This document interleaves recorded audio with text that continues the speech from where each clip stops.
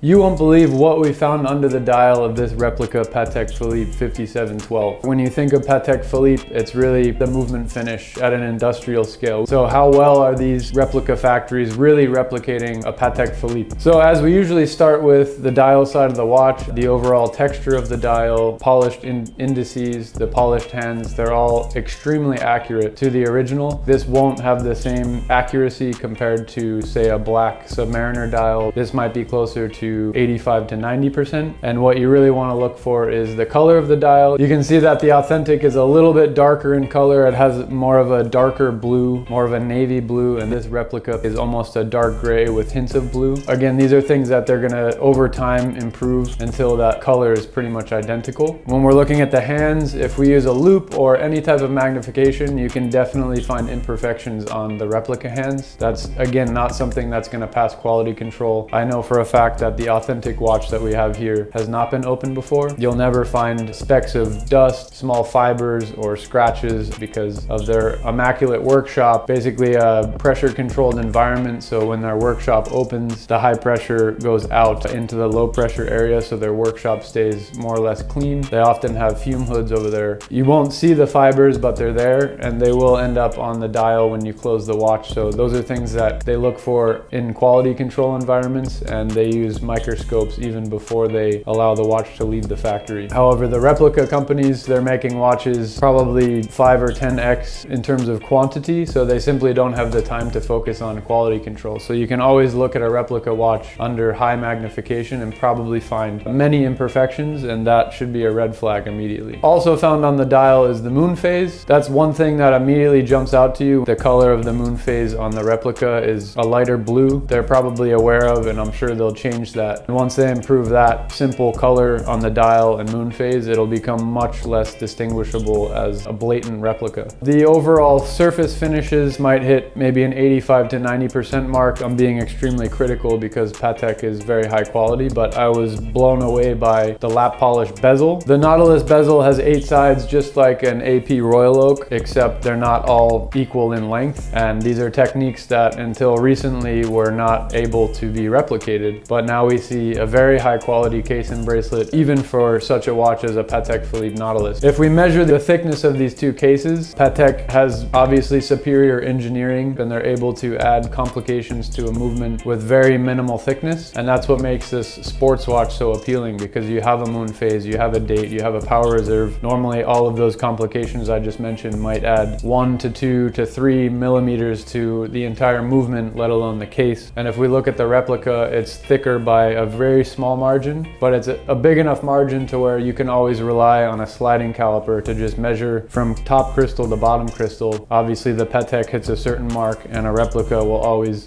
exceed that by a certain amount. As everyone knows, replicas are most identifiable when it comes to the movement. What is Patek Philippe known for? It's really the movement finish at an industrial scale. We're actually going to drop the movement out of this watch, remove the dial, because we really want to break down how well is this replica factory replicating and reproducing not just the movement, but all the complications that we see on the dial side. So now that we have the dial and hands removed, I can already say this is absolutely remarkable, because we know that they're replicating Rolex to the next level, but you wouldn't think the same of a Patek, let alone a Patek with complications. Every single screw, placement pin, part, and shape of the bridges and the general architecture and construction of the module is identical. You can see the color of the Moonphase as we talked about, but that's a simple cosmetic change. They just have to start using a new paint color. I was not expecting the overall accuracy of thickness of the Geneva stripes, the location of all of the parts, the star wheel for the Moonphase. I mean, even the corrector sounds identical.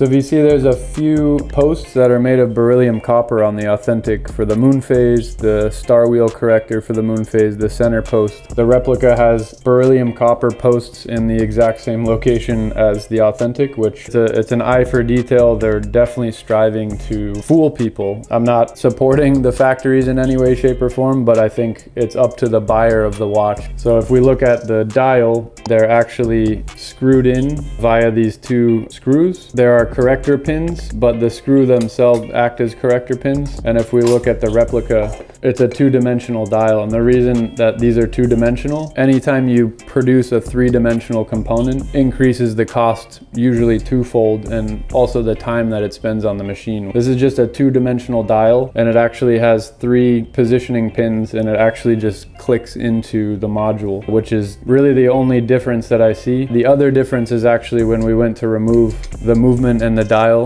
This is a top loader. The replica is also a top loader, but the case back is actually screw on, and the authentic, it's actually secured by screws that have to be removed when the movement is taken out of the case. And the only way to remove those screws is by removing the stem, and the stem is removed by this small set lever relief spring here. So when you press on that, the stem will slide right out. And the replica, the stem release is on the back, so you have to remove the case back first. And so the reason they didn't replicate the case architecture one-to-one in that case is just all about cost. This watch is sub 1,000 US dollars, and the only way that they can sell the watch for sub 1,000 US dollars is if they cut corners where it matters the most. The dial is a very expensive component to produce because of all of the details, the pad printing, the applied indices. So they went with a two-dimensional plate with a three-position pin variation that snaps on. Again, can't stress enough, I wasn't expecting to see a nearly identical module that's attached to this 240 caliber. So let's flip over this movement and take a look at the 240 caliber.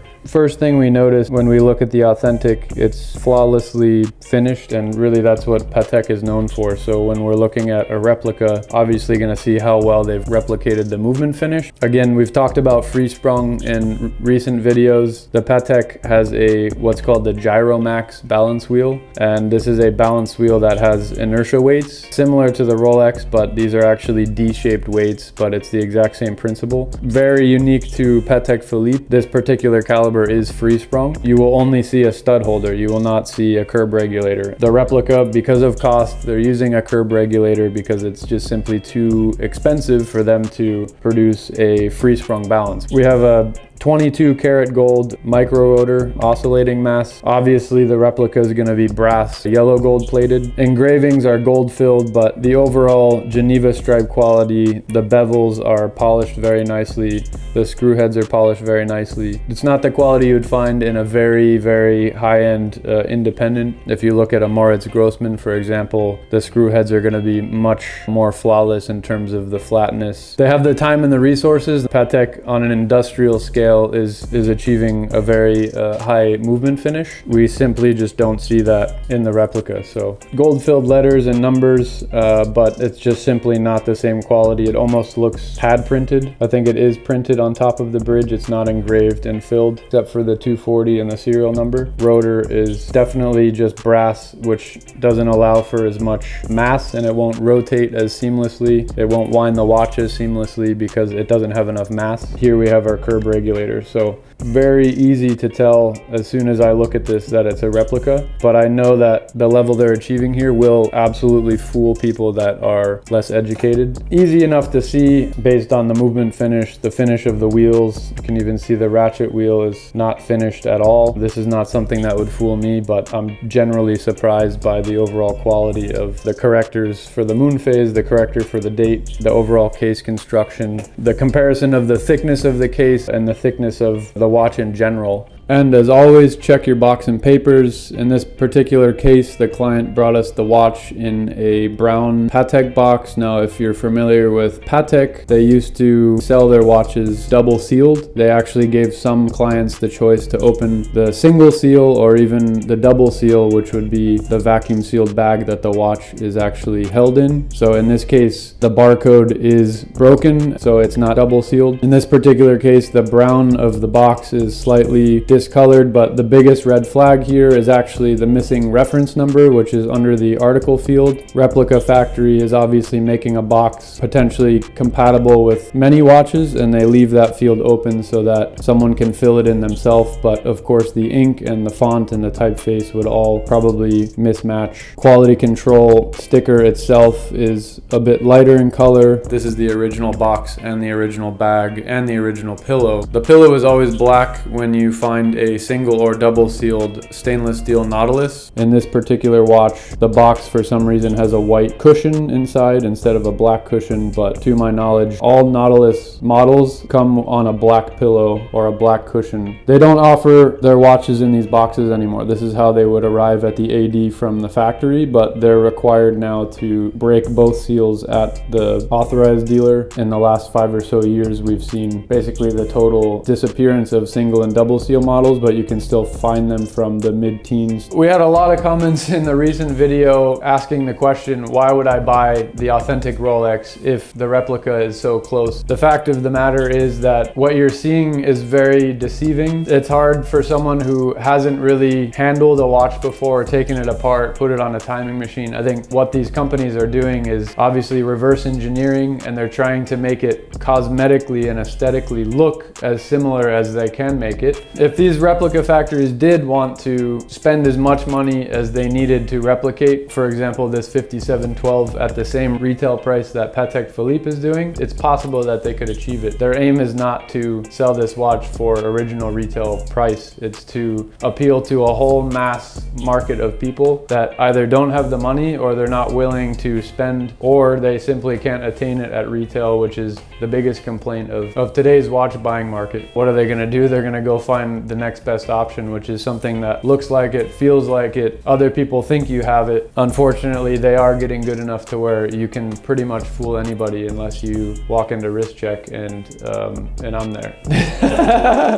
That's why we do this. Again, use this information to your advantage. Of course, we always put what to look for at the end of the video. Keep a lookout for these points, because I don't think anyone should be trusted, and anything that comes in for consignment at Wristcheck, I assume that it's fake, whether it's the watch or the box and the papers, until I've gone down my checklist of all of the reasons why I can prove that it's authentic. So as always, if you like this content, please hit that like button. If you want to see more watch related content from Wristcheck, hit the subscribe button, and we'll see you at Wristcheck.